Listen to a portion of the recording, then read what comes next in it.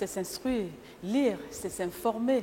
Lire, et c'est aussi saisir l'occasion d'être intelligent. Mesdames et messieurs, bonjour et bienvenue dans cette nouvelle édition de Passion littéraire qui s'ouvre à l'instant.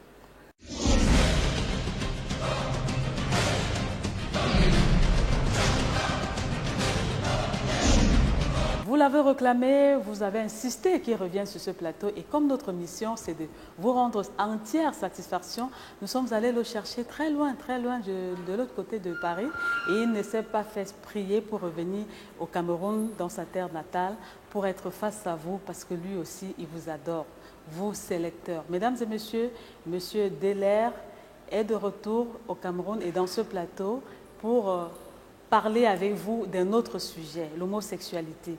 Bonsoir Delair et bienvenue. Bonsoir Esther. Ici, c'est chez toi. Merci. Voilà, on va commencer tout de suite l'émission. Vous êtes là, c'est pas pour parler du sujet que vous avez évoqué la dernière fois, la cosmogénèse et bien d'autres choses encore, mais nous allons parler de l'homosexualité. Je crois que c'est d'ailleurs le thème de votre prochain livre. Voilà. Oui, ça fait partie, c'est un chapitre du livre.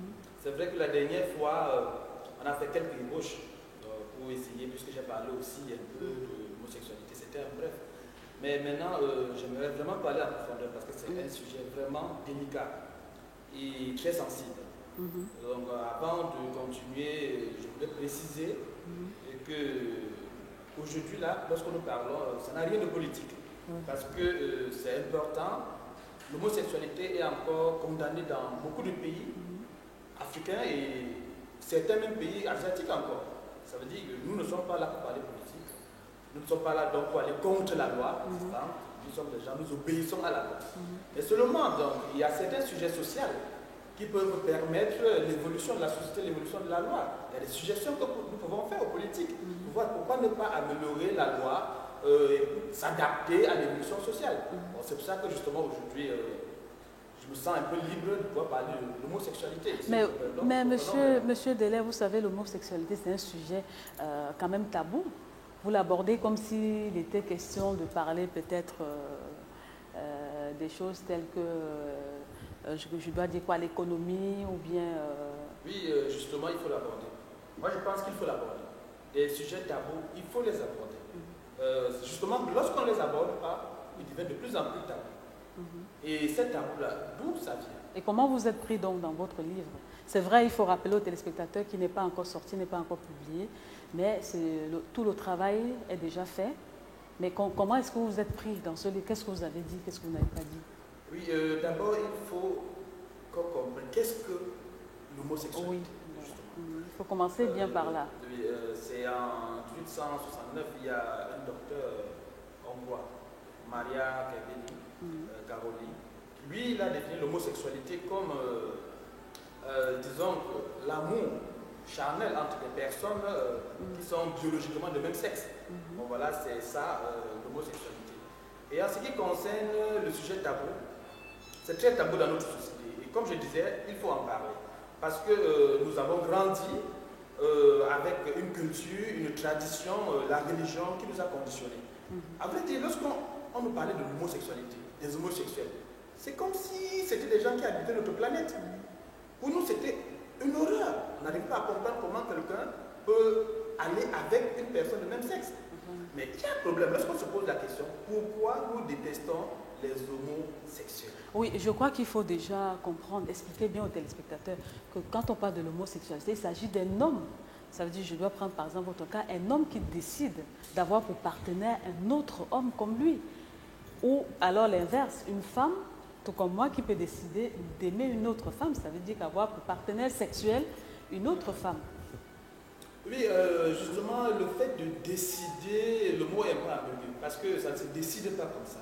Elle choisit, soit c'est un choix. On va voir vraiment s'il s'agissait d'un choix. On va voir si vous avez d'autres explications à cela? Oui, justement. Voilà. D'abord, comme j'étais en train de dire tout à l'heure, les sujets tabous, il faut les aborder. Et puis, nous avons grandi, on nous pose souvent la question, pourquoi tu détestes l'homosexuel? Avec lorsqu'on réfléchit, on ne parvient pas à comprendre pourquoi nous les détestons.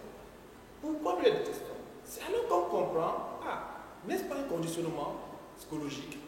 Ce n'est pas la tradition, ce n'est pas la religion. Est-ce que ce n'est pas la culture qui nous a inculqué ça, cette haine contre les homosexuels? Qu'est-ce qu'ils ont fait de mal? Est-ce qu'ils ne sont pas des êtres à part entière comme nous? C'est justement là le problème. Et il faut aussi ajouter que l'homosexualité n'est pas un phénomène nouveau. Hein. Bien sûr. Ça existait, même la Bible d'ailleurs en a parlé. Oui, bien sûr, bien sûr, bien sûr. La Bible en a parlé. Mais seulement, la Bible le dit en des termes très péjoratifs. Qui nous a donné la Bible? On nous dit c'est Dieu. C'est Dieu qui l'a écrite. Le Tout-Puissant. Voilà, le Tout-Puissant, l'Omniscient. Mais une question se pose alors. Dieu étant omniscient, étant tout-puissant, c'est lui qui nous a créés. Et tout le monde, on sait que Dieu nous a créés, en fait, entre guillemets. Pourquoi n'avait-il pas prévu que des êtres pouvaient utiliser le canal rectal pour avoir certains plaisirs, une forme de plaisir? Maintenant, c'est une question que vous posez à Dieu. Mais non, ce n'est pas à Dieu que je pose, c'est ceux qui disent que c'est Dieu, que Dieu est contre, que c'est contre nature. Voilà. Est-ce que Dieu n'avait pas prévu ça? Je dis, il aurait dû mettre à la place des épines, pourquoi pas? Là, celui qui s'y risquait, s'y piquait, il n'allait que recommencer. C'est aussi simple. Alors, mais si les hommes utilisent le canal rectal, ils prennent leur plaisir, il n'y a pas de mal à ça. C'est une forme de plaisir et ça leur regarde à eux, s'ils sentent bien et c'est là à leur place. Lorsque maintenant certains disent que c'est contre nature, il y a justement là un véritable problème. Est-ce que ceux qui disent que c'est contre nature connaissent-ils réellement la nature? Qu'est-ce que la nature? La dernière fois que j'étais sur votre plateau, j'ai essayé d'expliquer que quelque chose qui est contre nature ne peut exister. Donc tout ce qui existe dans la nature est rationnel. L'irrationnel n'existe pas. Alors maintenant, comment peut-on donc dire que l'homosexualité est contre nature? Ah, quelque chose se cache là derrière. Parce que quelque chose se cache là derrière. Il y a une base. La base est religieuse. On nous a dit par exemple, Sodome et Gomorrhe, Dieu n'a pas aimé, Dieu est contre. Alors, ce que Dieu a fait, pourquoi les hommes veulent-ils faire autrement? Regardons donc ce que c'est que justement la nature. Parce que là, c'est très important. Expliquons brièvement ce que c'est que la nature. La nature, elle produit des êtres. Nous, par exemple, nous sommes le fruit de la nature et nous sommes la nature. Nous sommes des êtres de premier ordre de la nature. Il y a ces êtres conscients peuvent produire des êtres de second ordre. Et ces êtres de second ordre sont toujours la nature. Mais seulement les êtres de premier ordre que nous sommes, nous appelons ce que nous avons produit artificiel. Mais maintenant, si on essaye de mettre de côté l'anthropocentrisme, c'est-à-dire de regarder les choses toujours avec le regard humain, on comprendra que même les êtres de second ordre que nous appelons artificiels, ça fait partie de la nature. Regardez par exemple l'avion. C'est les hommes qui ont construit l'avion. On l'appelle, c'est artificiel. Mais pourtant, l'avion, ça peut chuter. Et même quand ça chute, le fait que ça chute, c'est toujours dans la nature. L'avion est naturel, l'homme est naturel. Tout ce qui existe est naturel. Lorsqu'on dit que les hommes pratiquent l'homosexualité et que c'est contre nature, alors regardez un peu en forêt, il y a des singes qu'on appelle des bonobos. Ils pratiquent l'homosexualité. Est-ce qu'ils sont conscients pour savoir qu'ils sont en train de pécher contre qui que ce soit? Il y a des... Non, mais là, on vous dira que c'est des animaux.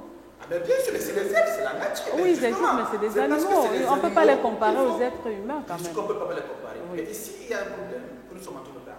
Nous parlons du mot contre nature. Voilà. Si les animaux le pratiquent, est-ce que ça devient contre nature? Là, ça fait partie de la nature. C'est quelque chose qui fait partie de la nature. Parce que les homophobes sont très prompts, c'est leur argument phare de dire l'homosexualité est contre nature. Alors, afin de dire, il faut qu'ils aient bien étudié encore ce que c'est que la nature. Parce qu'ils se basent sur quelque chose, les livres sacrés, pour déterminer ce qui est naturel, ce qui ne l'est pas. Mais non, ce n'est pas eux qui décider ce qui est naturel. La nature existe. Tout ce qui existe, ça fait partie de la nature. On va respecter les choses de tout le monde. Mais à vous entendre parler, on dirait que vous avez déjà pris une position. Ça veut dire que vous êtes pour. Vous êtes pour ou contre l'homosexualité? Il n'y a pas vraiment à être pour ou contre l'homosexualité. Vous acceptez des êtres humains qui ont des choix différents des vôtres. Il n'y a pas celui qui est contre. C'est ce qu'on appelle les homophobes. C'est eux qui ont un problème. C'est eux qui ont un problème. Parce que l'homosexuel, il vit sa vie. Pourquoi donc ça énerve certaines personnes? En fait, pourquoi ça les énerve? Lorsqu'ils disent par exemple que Dieu a créé le monde, Dieu nous a donné la Bible, entre guillemets, parce qu'il y a d'autres livres sacrés, bien sûr. Il y a le Coran, il y a plusieurs livres sacrés. Ils disent que Dieu qui est omniscient, tout-puissant, omniprésent, nous a donné la Bible, c'est lui qui a créé la nature. Il ne faut pas qu'on aille contre ce qu'il a dit. Mais en fait, il y a quelque chose que j'aimerais quand même mentionner. J'aimerais vraiment mentionner, puisqu'il parle de la Bible, j'aimerais qu'on lise un passage de la Bible. Oui. Vous me permettez? Oui, je vous le permets. Okay. Vous avez apporté votre Bible. Je vais lire ce passage. Oui. C'est le livre de Genèse. Oui. Nous sommes en Premier Genèse, livre même d'ailleurs de la le Bible. chapitre 18. Chapitre 18 de Genèse, verset 20. Oui. Là, c'est pour soutenir vos propos. Oui. C'est très important le fait qu'on dise que Dieu est tout-puissant et il est contre l'homosexualité. Nous allons voir ce qu'il a dit. Allez-y. Donc, il dit au chapitre 20, du verset 18 du livre de la Genèse, il dit, alors Dieu dit, le cri de plainte concernant Sodome et Gomorrhe, oui, il est fort, et leur péché, oui, il est très lourd. Je suis bien résolu à descendre pour voir s'ils agissent tout à fait selon la clameur à ce sujet, qui est venu jusqu'à moi. Sinon, je le saurai.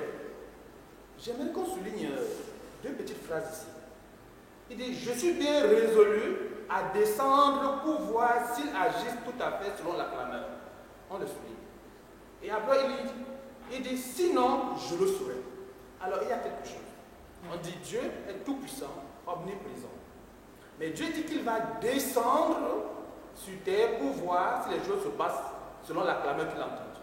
S'il était omniprésent, est-ce qu'il avait besoin de descendre sur terre pour vérifier quoi que ce soit? Puisqu'il est déjà là, il devait savoir instantanément ce qui se passe. Et en plus, très important encore la dernière phrase, il dit sinon je le saurai. C'est très important. On dit Dieu est omniscient. Ouais. Il dit je le saurai. Ça veut dire à l'instant T égal à 0 qu'il prononçait cette parole, il ne savait pas encore. Il n'avait pas encore une information. Il devait descendre sur terre pour être informé de ce qui s'est passé. Ouais. Est-ce que ça vous pose? Oui, allez-y. Voyez-vous vraiment que Dieu est omniscient? Oui, là, c'est quand même, ça devient quand même embarrassant. Mais bien sûr, il y a quelque chose. Moi, je suis sûr que tu crois que Dieu est omniscient. Beaucoup de personnes n'ignoraient pas, ils n'hésiteraient même pas à dire que Dieu est omniscient. Je suis parfaitement d'accord avec eux. Dieu est omniscient. Mais seulement, lorsqu'on lit ce passage, celui qui est en train d'écrire n'a pas l'air de quelqu'un d'omniscient. Il y a deux maintenant, on peut interpréter ça de deux manières. Deux questions se posent. Soit Dieu est omniscient, il n'a pas écrit ceci. Soit quelqu'un a écrit ceci et que ce n'est pas Dieu. Vous voulez quelque chose que je vous dise? Oui, vous voulez en venir à quoi? Ce que je veux en venir, c'est que celui qui a écrit cette partie n'est pas omniscient, il n'est pas tout-puissant, il n'est pas omniprésent. Donc vous mettez en pause, vous mettez donc pas Dieu qui a écrit cette partie. Voilà. Okay. Il faut pas attendez, c'est très important, c'est pas pour rien que j'insiste. Parce que ce sujet, Esther, est très important pour la société, puisque c'est actuel. Il faut qu'on comprenne les choses en profondeur, puisqu'on se base sur la Bible. Voilà un élément de la Bible que j'ai cité, et qui montre que celui qui l'a écrit n'est pas omniscient. Mais d'aucuns vous répondront que vous tordez ces écrits à votre profit. Vous pouvez... Ils peuvent dire comme ils veulent.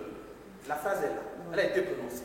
Alors, ce que je peux conclure, c'est que celui qui a écrit ça, c'est un homophobe. C'est un homophobe. Je peux dire même qu'il est cinglé. Parce que, qu'est-ce qui s'est passé? Il a distillé son poison à travers des siècles, qui a mis l'homme dans des situations difficiles. Il a enlevé la paix sur terre avec ce genre de paroles. Voilà, parce que voilà un cinglé qui se met à dire quelque chose qui a envahi l'humanité et on croit ça. Il y a 2000 ans que ça a été prononcé. Aujourd'hui, la science s'est développée. On a découvert pourquoi il y a certains comportements homosexuels ou pas. On le connaît aujourd'hui. Alors franchement, il ne faut plus qu'on dise n'importe quoi. Donc vous vous êtes inspiré de cette partie pour développer d'autres idées qui vont dans le sens de soutenir l'homosexualité dans votre livre. Non, je ne me suis pas basé sur ça. Je me suis pas basé sur ça. Les gens m'ont parlé de la Bible. Et puis ça, c'était pour leur dire que la Bible ne soutient pas leur argument contre l'homosexualité. C'est prendre juste un verset, parce que ça peut prendre juste un verset pour montrer à ceux qui soutiennent que la Bible est contre l'homosexualité, leur dire, voilà votre Bible dont vous parlez, celui qui l'a dit n'est pas omniscient. En fait, ce n'est pas Dieu. Et vous savez ce que je pourrais dire? Non. Si je croyais au diable, je dirais que c'est le diable qui a écrit ce verset. Alors là, j'espère que vous pesez bien vos mots, Monsieur Kabda. Et je pense que nous sommes rendus déjà à la fin de la première partie de cette émission. Et on va marquer une pause, si vous le permettez bien. Et on va se retrouver juste après pour la deuxième partie de l'émission. À tout à l'heure.